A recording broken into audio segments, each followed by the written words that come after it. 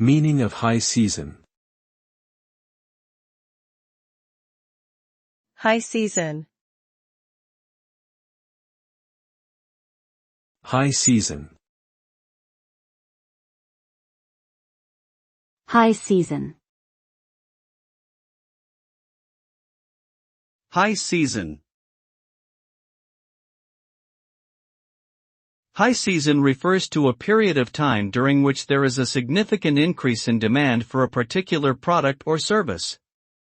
This term is most commonly used in the travel and tourism industry, where high season typically occurs during periods of the year when people have more free time to travel, such as summer vacation or winter holidays.